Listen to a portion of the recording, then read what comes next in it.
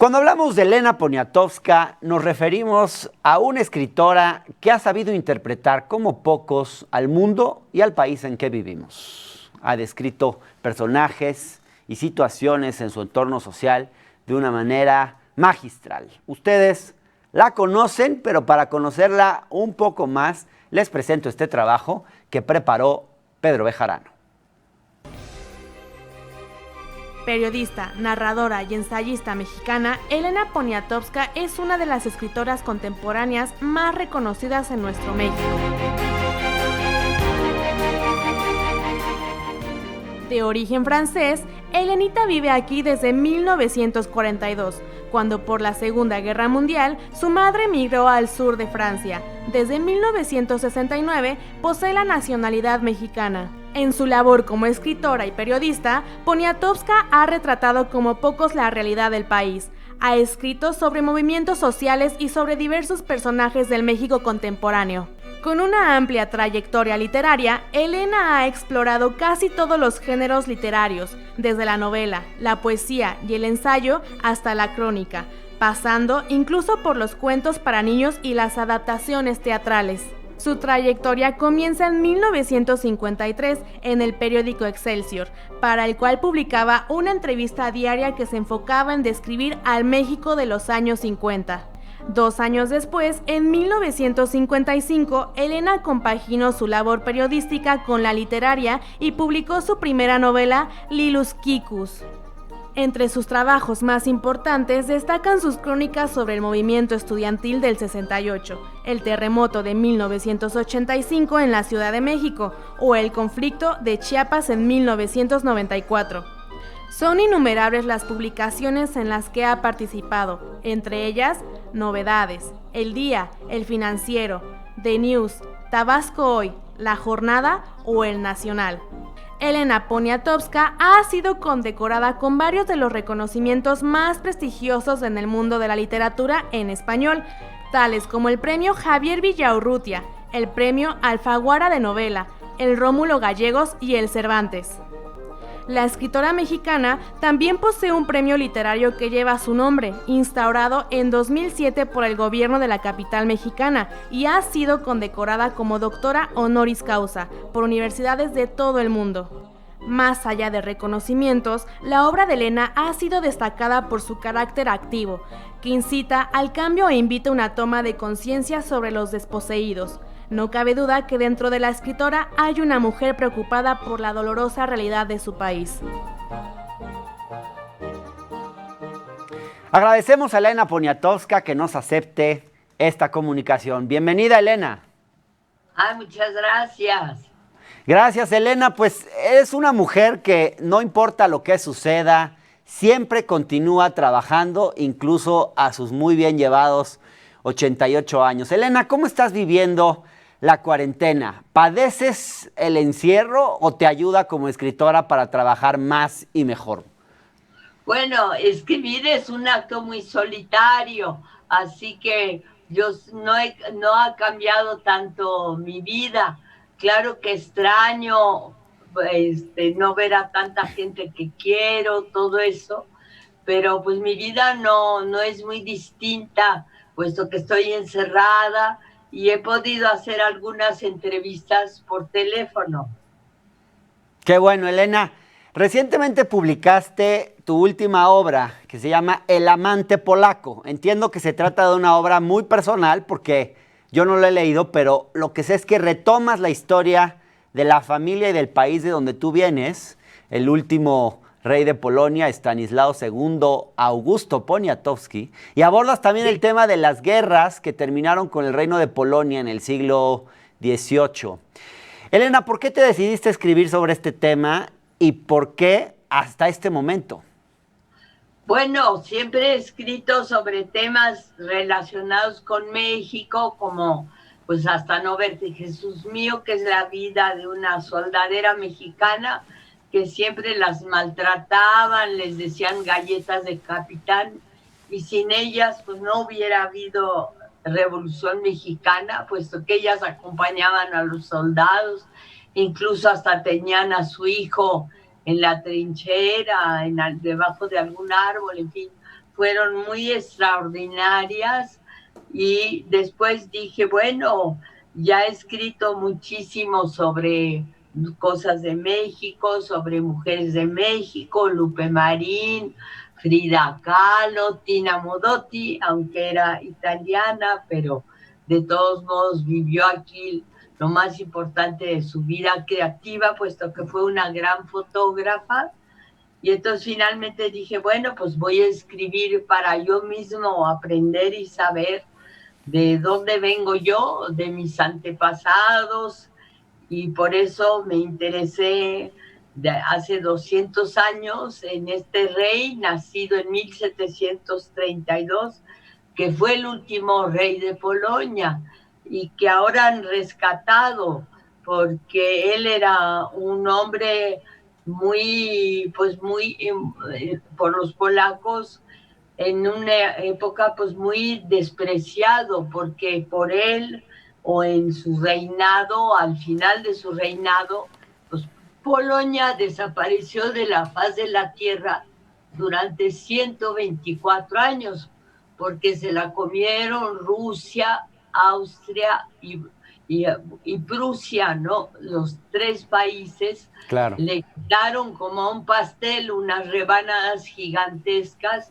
y el país, que es un país muy valioso, desapareció de la tierra. Es el país de los premios Nobel, de la Szymborska, la poeta, es el país de Chopin, es el país, además, ahora creo que es un país capitalista, de lo más próspero, de lo más rico y que funciona, pues que es una extraordinaria, funciona muy bien.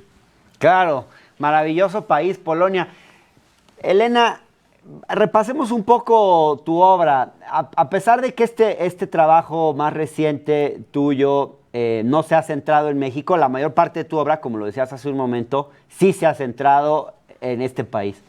Creo que tu obra destaca por poner en el centro a la gente y por denunciar las desigualdades y la injusticia. Eso ha sido un hilo conductor en tu trabajo. Obras como La noche de Tlatelolco o El tren pasa primero, que es un trabajo sobre las huelgas ferroviarias a finales de los años 50, demuestran claramente esta preocupación.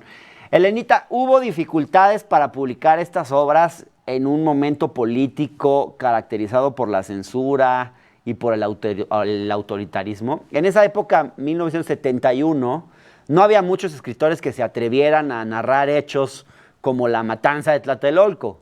¿Intentaron censurarte por tus obras en algún momento de tu vida?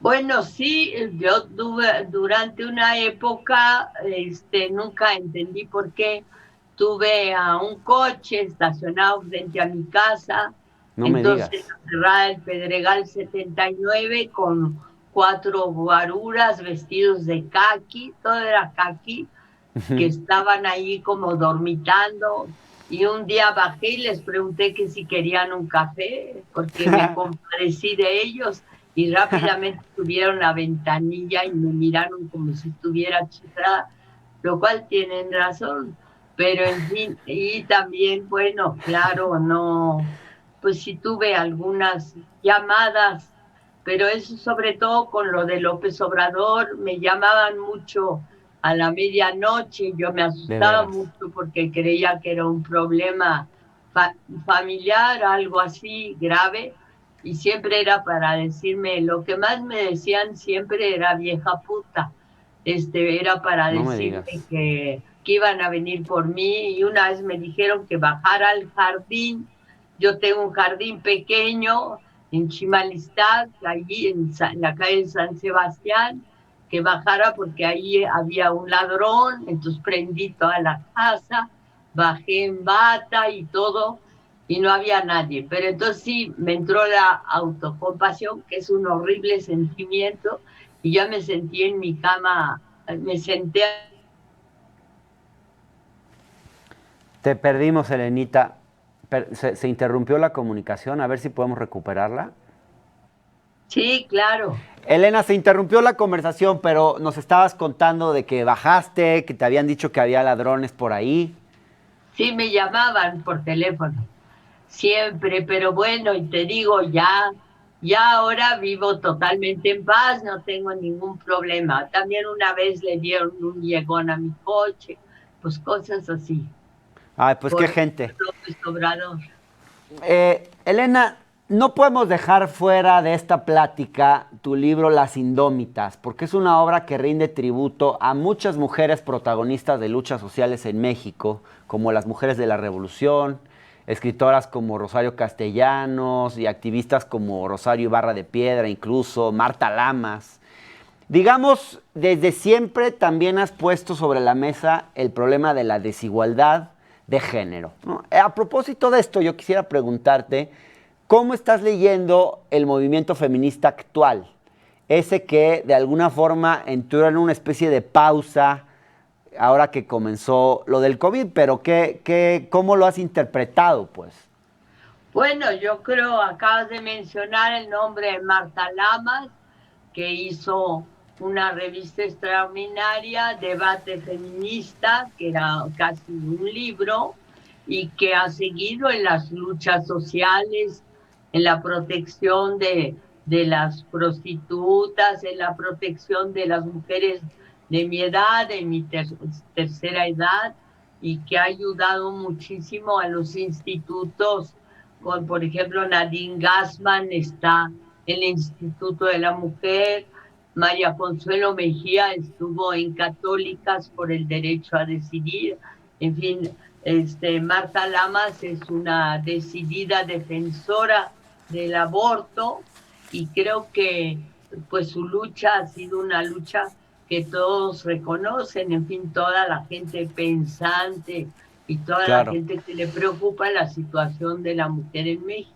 Ahora, Elenita, hay un nuevo movimiento feminista de alguna manera, una nueva generación de feministas que han ocupado las calles. Tuvimos una gran marcha feminista poco antes de que empezara el COVID, que realmente impactó porque nunca había habido tantas mujeres tomando las calles de la Ciudad de México. Por eso te preguntaba, ¿cómo interpretas esta nueva generación del feminismo? Bueno, creo que todas las mujeres ahora, como tú sabes, ya hay muchísimas más mujeres en la universidad, muchísimas más mujeres en la educación superior, en los centros culturales, muchas mujeres que han demostrado que tienen igual capacidad académica e intelectual que los hombres y a veces hasta más. Y incluso el mismo gabinete de López Obrador es paritario. Hay igual de mujeres y mujeres muy jóvenes como María Luisa Alcalde, como mujeres ya de cierta edad. Entonces yo creo que Claudia Sheinbaum también es una mujer muy joven.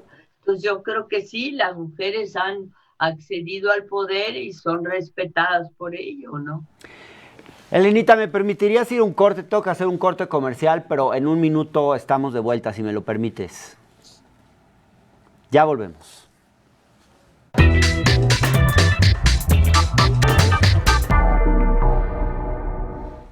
Gracias, estamos de vuelta en el octágono, platicando nada más y nada menos que con Elena Poniatowska. Elena, hablemos un poco del momento político actual. Como alguien que ha vivido de primera mano los cambios en la historia contemporánea de nuestro país, ¿qué ves en López Obrador de diferente? ¿Qué te ha motivado a apoyarlo desde el inicio de lo que hoy podríamos llamar el obradorismo, que podríamos situar por ahí del año 2004, pues?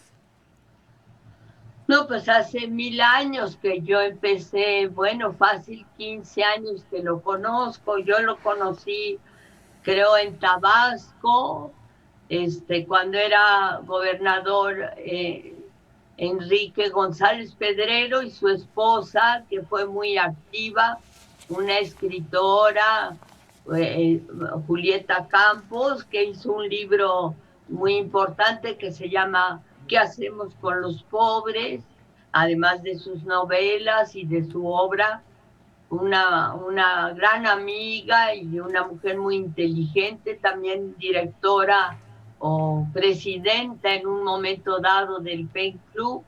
Entonces en ese momento yo lo vi, lo conocí, era un joven con el pelo oscuro, muy alerta, muy inteligente y con muchos deseos de hacer algo por Tabasco.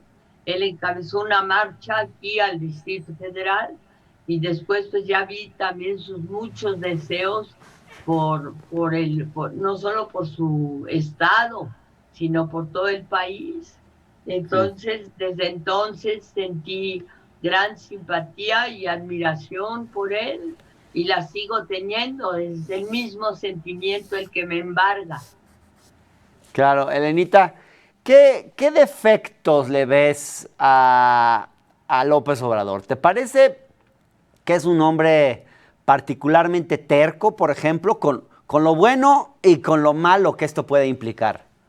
Sí, eso dicen que no escucha y que es muy, como acabas de decir la palabra, que es muy terco, muy obstinado, pero bueno, en lo personal, en las reuniones a las que yo asistí antes de que fuera presidente de la República, en casa de Chema Pérez Gay, que ya murió, Chema y Lilia Pérez Gay recibían a a un grupo no muy grande de simpatizadores y algunas veces después nos quedábamos a cenar allí. Recuerdo que siempre estaba ahí presente Héctor Vasconcelos y era, pues ahí escuchaba todo lo que se decía porque finalmente estaba allí también Carlos Monsiváis, muy propositivo, pues muy brillante, como tú lo sabes, y ya estaba ahí también Jesús Ramírez. Era que una serie de gentes pues que estaban muy cerca. Claro. Muy Elenita, cerca yo creo que el presidente te tiene una estima muy particular y eres una de las personas que escucha.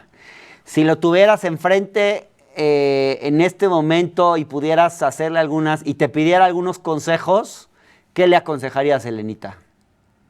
Bueno, le aconsejaría, bueno, en primer lugar, no te creas que yo no lo veo para nada, yo no formo parte de su gabinete. No, yo sé, pero si te lo acompañé encontraras. porque él vino a buscarme hace 1000 años y por eso lo acompañé, porque vino justamente con Chema Pérez Gay, pero en realidad pues yo no pertenezco al gabinete, yo no soy un ente político, creo que soy más bien una periodista. Yo sé, Elena, pero tú tienes una opinión política y seguramente podrías aconsejarle algunas cosas al presidente. Bueno, claro que me encantaría, por ejemplo, que fuera más incluyente, que estuviera más atento a las críticas, que pues abarcara problemas incluso que le señalan sus críticos. Así que, bueno, siempre hay muchísimas ideas de las cuales hablar. Le diría que, francamente, que le soltara dinero a la cultura, a Bellas Artes, pues a los grandes museos y a los pequeños museos que creo que la están pasando con muchas dificultades. Le diría que finalmente México en el mundo es reconocido por sus grandes, pues bueno, desde luego por los muralistas, por Octavio Paz, que obtuvo el premio Nobel, pero también es reconocido por su arte y aunque pues le diría que sí es muy importante que se sientan apoyados pues todos los que forman parte de la creación de México, ¿no? Que me parece perfecto que se ayude a los artesanos y que se reconozca a los artesanos, pero que no sea en detrimento de, por ejemplo, los museos y las grandes instancias culturales, ¿no? Elena, ¿cómo sientes que el presidente ha reaccionado a la emergencia de este nuevo movimiento feminista del que hablábamos antes del corte y en particular a los temas que tienen que ver con la igualdad de género? ¿Crees que ha sido suficientemente sensible si ahí pudieras darle algún consejo, ¿cuál sería tu consejo? Bueno, en cuanto a la igualdad de género, yo creo que es la primera vez que se plantea ese tema. No creo que a Peña Nieto, es muy chistoso porque a él nunca se le pidió nada, nunca, simplemente pues, supongo que abrió él el Tesoro Nacional y que todos se sirvieron como se les dio la gana. Pero sí creo que sería muy importante que él reconociera que es parte del país, parte finalmente del reconocimiento que tiene México en el mundo, ¿no? Que es el de su cultura, el de su arte, el de pues finalmente también el de su inteligencia y de toda América Latina. Pues siento también que también México en muchas cosas, en vez de volver los ojos hacia América Latina, hacia América del Sur, ¿no? Hacia el otro lado del río, ¿no? Se fue toda para el norte, Claro. porque ahí está. Elenita, bueno, esa es una cosa histórica. Claro, dentro de tus diferencias con López Obrador que has hecho públicas está, por ejemplo, la utilización de términos como el de fifí. Yo fíjate que no comparto esta crítica que tú hacías recientemente en una entrevista. Y no comparto esa idea de que, digamos, de criticar eso que llaman la polarización, de decir que el presidente es quien polariza. Porque me parece que esto de llamarles fifís a unos, de alguna forma tiene que ver con nombrar las desigualdades. Y tú, pues, como escritora, bien sabes que lo que no se nombra no existe. ¿No crees que es bueno nombrar las desigualdades? Cuando el presidente habla de los fifís, ¿no está de alguna forma tratando de poner el tema en el centro del debate y de la discusión pública? Bueno, mi esposo, Guillermo Haro, que era astrofísico, cuando quería criticar a alguien, decía también, supongo que es una misma época, hablaba de un fifí o de los fifí. Sí. Y yo nunca estuve de acuerdo con esa crítica. Por eso quizá para mí decir fifí es algo que he oído varias veces y que si yo se lo critiqué a mi esposo, que era un hombre ya de cierta edad, de otras generaciones, pues me da tristeza que siga bajando y continuando esta crítica de fifí, ¿no? Porque yo conozco a muchísimos fifís. Además, yo soy una fifí. Guillermo Haro se casó con una fifí. Eso te iba a preguntar, Elena. Si tú... que come todos los días. Ajá. Sí, bueno, pero uno puede ser fifí, uno puede ser fifí, pero no necesariamente pensar como fifí. Ya lo decía bien el presidente Allende cuando dijo: por mis ropas habla mi condición de pije, que pije en chileno es fresa. Decía, pero por mis ideas habla mi condición de socialista. Tú puedes ser una fifí, pero no tienes ideas fifís. Me da mucho gusto que recuerdes a Salvador Allende, y además esa es una frase muy, muy linda de él, ¿no? Sí. Muy Elenita, bonita. ¿me permites ir a un corte y volvemos en un minuto? Claro. Ya estamos de vuelta, Elena. Gracias. Ahora venimos. No se va. Gracias, estamos de vuelta en El Octágono, el espacio de discusión, análisis y debate político de La Octava. Nos pueden seguir por el canal 8 de Televisión Abierta, perdón, 8.1 de Televisión Abierta u 8 de Axtel, Easy Total Play. Estamos platicando con Elena Poniatowska Amor. Qué bonito apellidarte Amor, Elena. ¿Qué sientes de apellidarte Amor?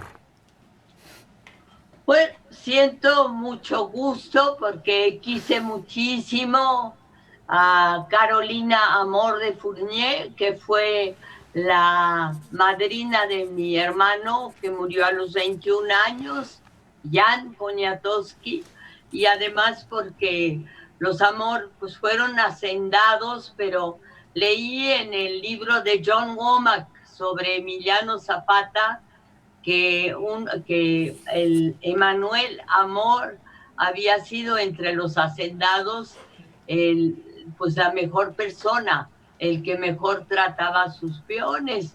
Y luego también ¿sí? pues tengo una tía poeta sumamente escandalosa que fue Pita Amor, Pitamor, que claro. también, bueno, que obviamente a mí no me quería, siempre decía que yo era una pinche periodista, pero sí me decía, no te compares a tu tía de fuego, de lava, que es la dueña de la tinta americana. Era muy aparatosa, muy buena actriz, pero sí me dijo, sí, a mí no me quería, pero sí quería mucho a mis hijos y pues a mi hermana, así que a todos los que no tuvieran nada que ver con la literatura, a ellos los quería. Mira, qué interesante. Pues qué padre apellidarse Amor. A mí me gustaría apellidarme Amor. Elena, Bueno, has hay mencionado... odio, paz, son apellidos, yo creo, anarquistas, porque aquí en México vivió una poeta, Eunice Odio, y nuestro gran poeta es Octavio Paz, así que son apellidos. Sí, bueno, no sé, tendrían que estudiar su origen. Claro, desde luego. Elena, volviendo a López Obrador, has mencionado en algunas entrevistas que las mañaneras te parecen una práctica cansada, tanto para el presidente como para los periodistas. ¿Podrías contarnos un poquito qué tan seguido ves las mañaneras? ¿Cuáles son las ventajas y desventajas que observas en este ejercicio? ¿Qué mejorarías si hubiera que No creo mantenerlas? que haya dicho que sea una práctica cansada jamás.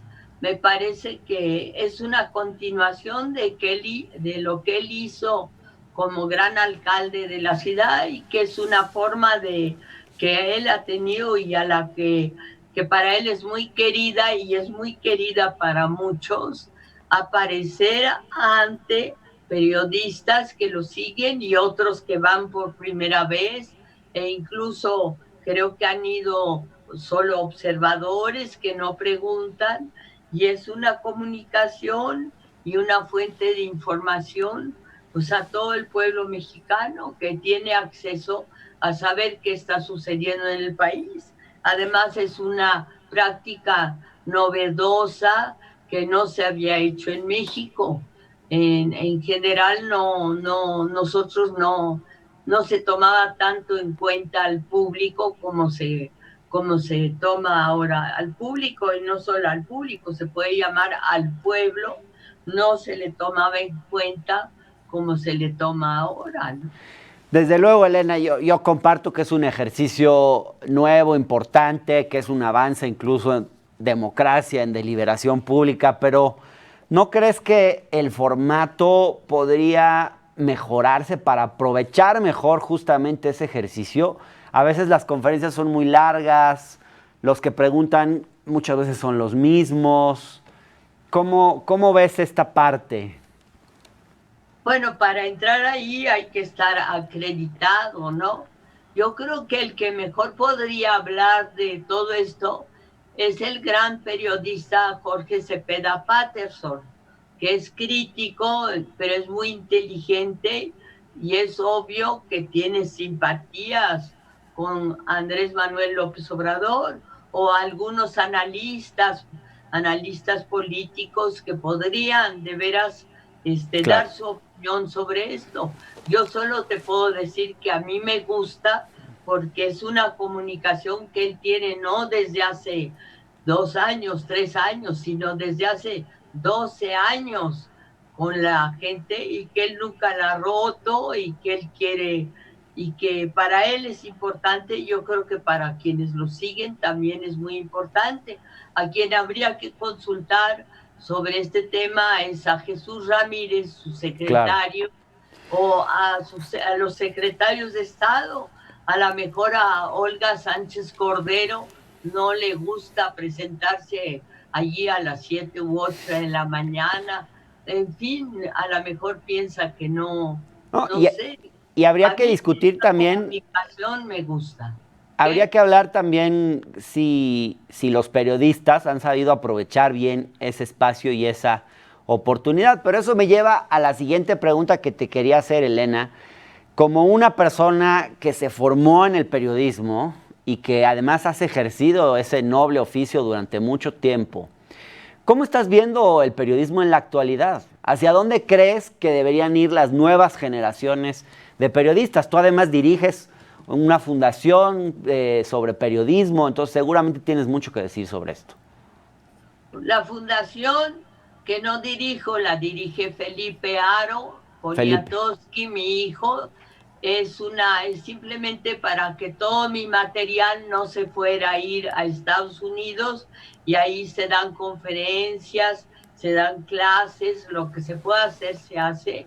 Es una fundación muy pequeña, pero yo creo, te digo, yo creo que la comunicación, que es la base del periodismo, la base de la cultura, la divulgación, porque si yo sé de un libro a través de lo que oigo sobre él, entonces es muy importante que haya elementos de divulgación. Lo hace ya la UNAM, lo ha hecho pues, en cierta manera, por ejemplo, un hombre como Javier Aranda, que ha divulgado, se ha dedicado a la cultura en Televisa durante muchísimo tiempo, a pedir su opinión a intelectuales. Por ejemplo, Monsiváis accedió a la televisión gracias a Javier Aranda. Entonces es muy importante. Y luego, por ejemplo, menospreciar o maltratar a quienes quizá no se crea que no tienen una gran cultura o que no les interesa la cultura. A todo el mundo le interesa. Recuerdo que con Susana Alexander fuimos a dar una conferencia a Chiapas, hasta Ocosingo, y de repente un campesino nos interrogó y nos preguntó, un campesino de sombrero de palma, nos preguntó que por qué no habíamos hablado de Primeros Sueños de Sor Juana Inés de la Cruz. Claro. Así, Elenita, así pero que digamos, de cuando tú empezaste a hacer periodismo a hoy, esta profesión y sus posibilidades de trabajar han cambiado significativamente. Aún así, habemos quienes todavía somos críticos del oficio, del periodismo, del tipo de periodismo que se hace en México. Me gustaría saber cómo, tú que has visto esta evolución a lo largo de las décadas, ¿cómo ves hoy al periodismo en México y hacia dónde crees que tendría que ir? yo lo veo, obviamente soy una periodista que se considera de izquierda. A mí me gustó muchísimo que desaparecieron, han desaparecido gradualmente las páginas de sociales, donde los políticos y, bueno, en general la gente con dinero, pues exponían a sus hijas casaderas como así jamones para venderlas en un aparador, donde había cantidad de crónicas que eran de grandes pretensiones. Recuerdo que había casas de políticos en las que yo fui cronista de sociales, no nos dejaban entrar. Por ejemplo, la de Ortiz Mena, que era nuestro secretario de Hacienda, que quizá para que no viéramos el interior de su casa.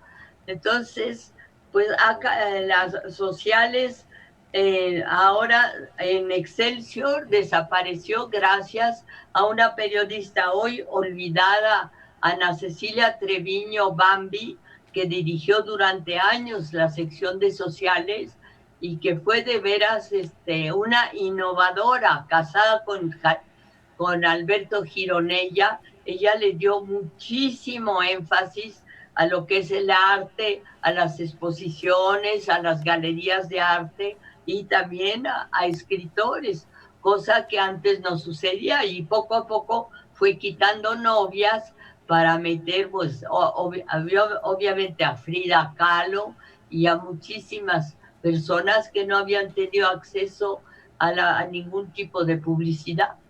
Claro. Elenita, te agradecemos muchísimo que hayas aceptado esta conversación con el Octágono. Siempre es un gusto escucharte. Te mandamos un abrazo muy grande. Gracias, gracias. Y por nuestra parte,